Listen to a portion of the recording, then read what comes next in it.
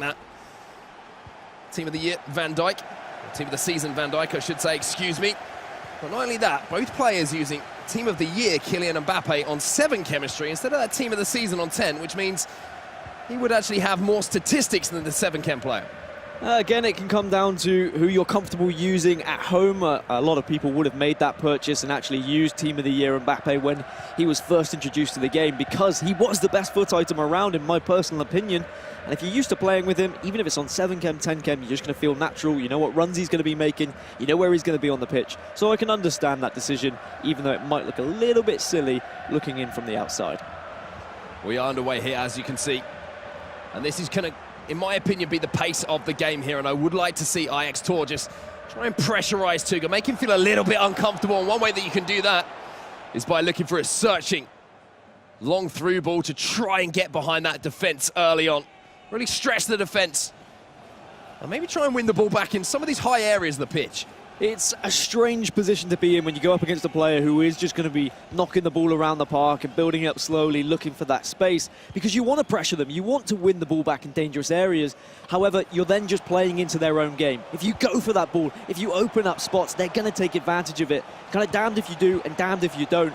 As you can see, Tor has 11 men behind the ball. And yes, he's pressuring with 1 man, but he's not overcommitting at the moment. I think that's what's important. And something we'll certainly be trying to highlight, much like we did with the last game with Nicolas on the breakdown board, is the effectiveness of the player switching in defence. Have to make sure that you're closing down those passing lanes, making that space disappear quicker than it appears. An attempted offside trap there to catch Mbappe, who whips it into the box. Falls to Vieira, little deflection. And the first real striker goal goes to Tuga. Now he has a corner. Takes it short again, the little flick cross into the box, and there's the header. And it's Sergio Ramos who will convert from the set piece. Fantastically well worked and fantastically well finished. We've seen quite a few games this tournament from Tuga where he's only won 1-0 across 2 legs. Could that be the only goal we see in this game? Are we going to now see him just hold the ball, frustrate his opponent, or is he going to press on? Because he looks like he's out for blood here. He's trying those back post crosses. He's shooting from distance as well. It just seems like he wants to get that ball in the back of the net. And now from the restart, Ajax Tor is going to have to answer back here. He couldn't really do much. He wasn't able to see anything of the ball. And from the set piece, it just seemed like there was too much to do. And now Tuga takes a goal lead.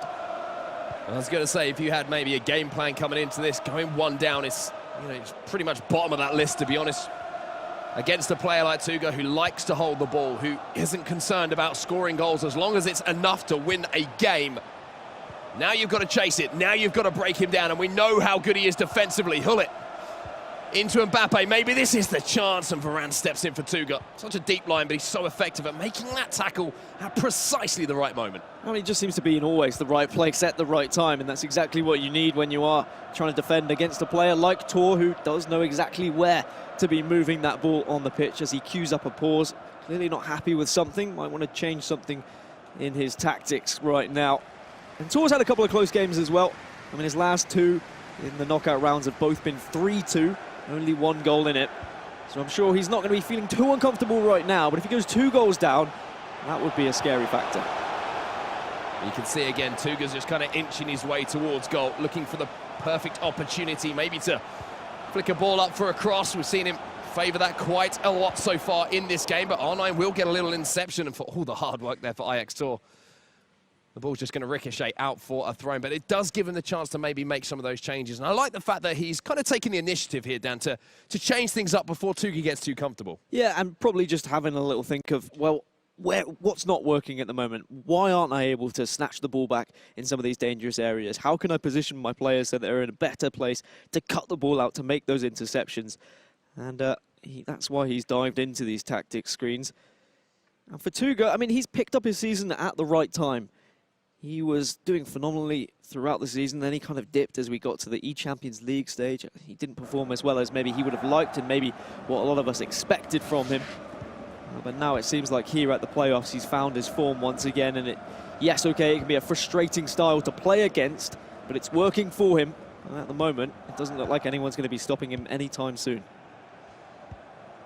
Let's see how these tactics have been implemented by the Ajax man then. See if the Brazilian He's had a little think, maybe a little discussion with his coach there in that pause about how to press Tuga, how to make life a little bit uncomfortable for him, because this is where he is comfortable, Dan, just playing the ball around. And you can see already more players committed a little bit higher up the pitch here for Tor. Trying to put the pressure on, he has won the ball back. And now it's what you do with the ball. It's all well and good winning the ball back, but then there are going to be 11 players behind the ball for Tuga, and it's how you break him down. Always a good way to start is go down that wing, generate that little bit of space and try and cut inside. And maybe the cricketer can find space. Neymar, beautiful scoop turn, and it's just wide of the upright, but what a chance that was for Tor. Fantastically well worked. And I've got to be honest, I was expecting that to be hitting the back of the net.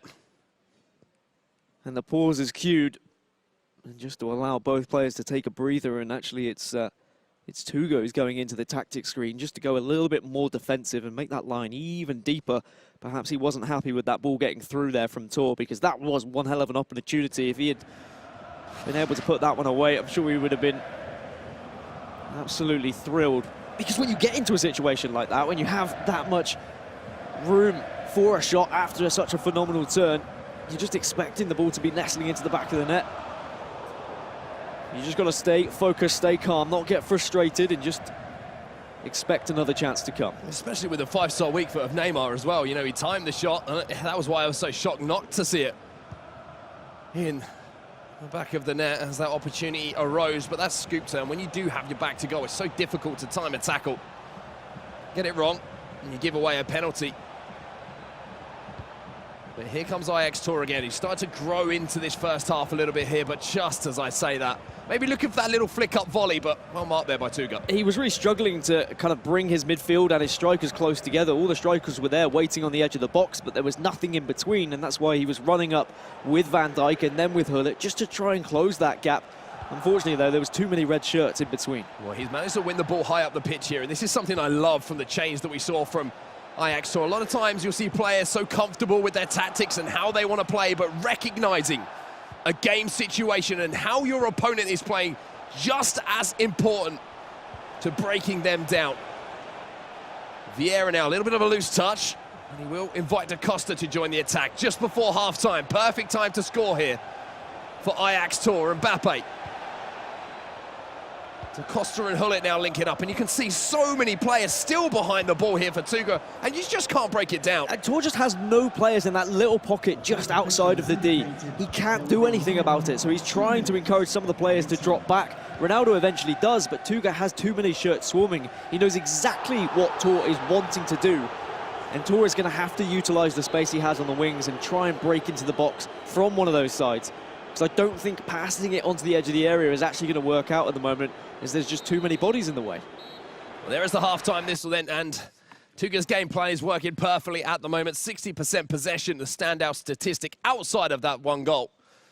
But again, it's a very similar game plan that served him so well, and the worry here for Tor is the fact that we were talking about the knockout stages and goals conceded.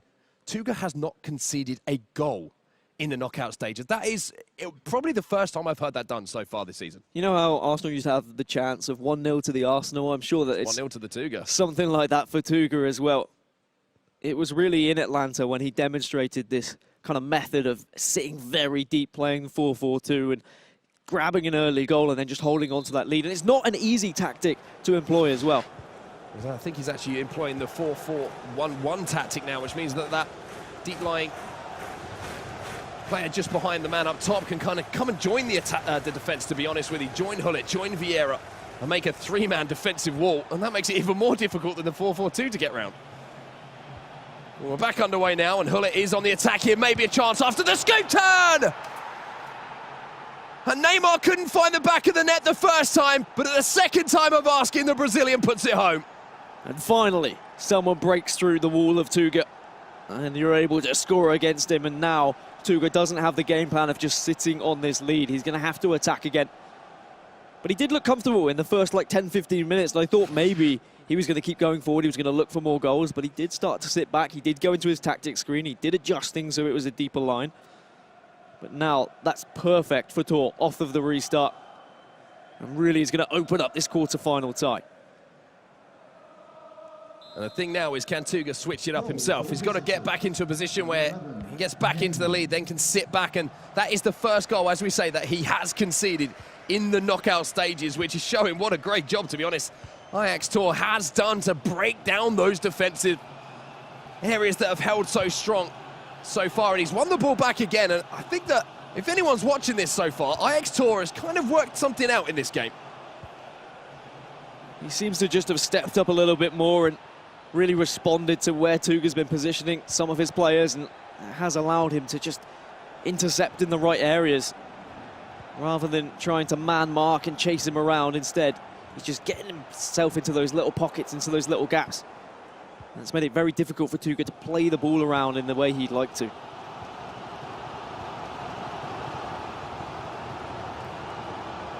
Minutes gone in the first leg.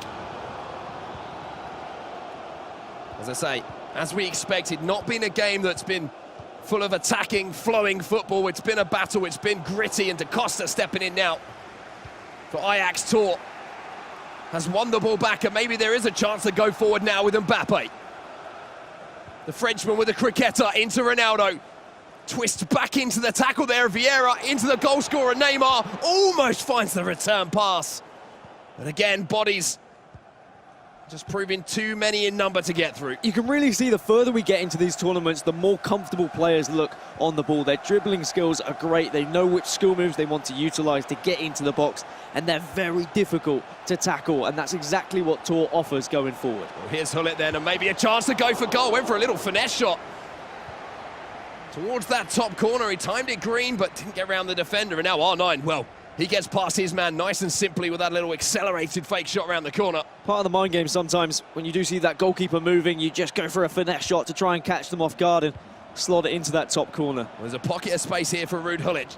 The attentions of Mbappe for the second time there momentarily set the ball free, but it's been brought back into possession here of Tuga. And it's such an interesting way. I'm sort of watching the game at the moment, trying to analyse how to break down the defensive shape here of Tuga. He has so many players central, but then, you know, he's got so many players covering those wide spaces as well. Hullet is dropping in almost as like a fifth defender, just sitting between the two centre-backs, and that's why Tor is struggling to get the ball in the danger zones so he can play it through. Scooped up towards that back post. Ronaldo got the jump on his man, but Alexandro showing just why he is a fantastic foot item to have. Just had enough about him, enough jumping statistics and enough strength and physical attributes about him to hold off of the advances of the man at the back post. But the good news for Tor is when he has been getting into those areas in the final third, his on-the-ball presence has been phenomenal. His scoop turns and his drag backs have been really difficult to defend for Tuga, and that's why he's been able to let fly with a couple of these shots. And realistically, he could be 2-1 up if he had found that early one from Neymar as well. So a lot of positives for him to focus on. He just needs to make sure that he switches on and carries on defending the way he is, because actually, Tuga has struggled to get into any dangerous areas ever since that first goal. We can see some changes being made here. Lionel Messi has been introduced, as well as Kai Havertz. King Kai, maybe he needs to come up with a goal fit for a king to give Tuga a way to get the lead ahead of the second leg. But here's Ajax Tor again. CR7 into Ronaldinho. Alexandro can't quite fire that ball across to Ruud Hullet, but it will be recycled now, and again, it's just an edging forward, both these players. And but the thing is, he has to edge forward because there's just so many bodies in the way, and he wants to play this ball into the likes of Neymar, the likes of Ronaldinho in the box. Mbappe now, you can see it's going to take one through ball, but there's essentially a line of defenders just outside the 6-yard box for Tuga. If he doesn't hit that initial scoop turn, that initial turn with the player as soon as he passes it inside, there's 3 or 4 players just jumping on top of him, and he is going to lose the ball. And that's why he's reluctant to play those risky balls, because he doesn't want to give away possession. He doesn't want to give Tuga the chances. So he's waiting and waiting for that perfect opportunity. However, it just doesn't seem to be arising as much as he would like. Sandro is going to be bundled over there, a little bit of afters. This referee's just going to come over and calm things down a little bit, but a free kick here for Tuga. Maybe a chance to once again get that ball into the air, look for that back post. But instead, it's going to be recycled across to Cancelo here. And the recycling is important as well. With 10 minutes left, Tuga isn't wanting to give Tor too much possession, as he is going to now try and use this left wing again. And I'm I would not be surprised if we're going to see another little scoop up in a cross, but great defending from Tor.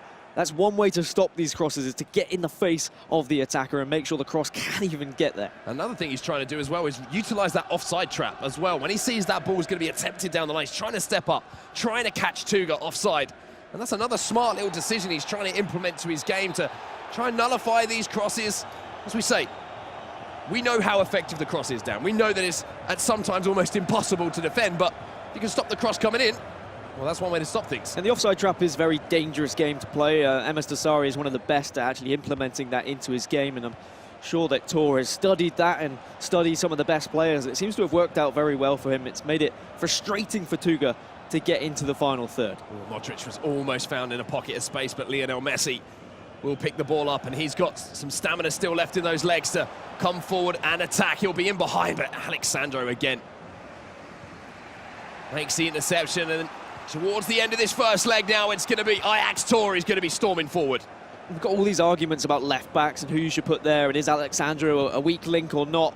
He's done a really good job. Yes, okay, there's been one header at the back post, but aside from that, Sandro stood his ground and he's won the ball in certain areas. Will it be a corner here that provides the opportunity for potentially a winner? Mbappe puts it towards the back post. There's a man completely free. But Paolo Maldini, it was as if his head was made of sponge. There was no power on that whatsoever. Unfortunately, he was kind of tracking back to leave the area, to get back to his defensive duties, so he didn't have the momentum to try and head that one back into goal. And that's why we're still all tied up 1-1.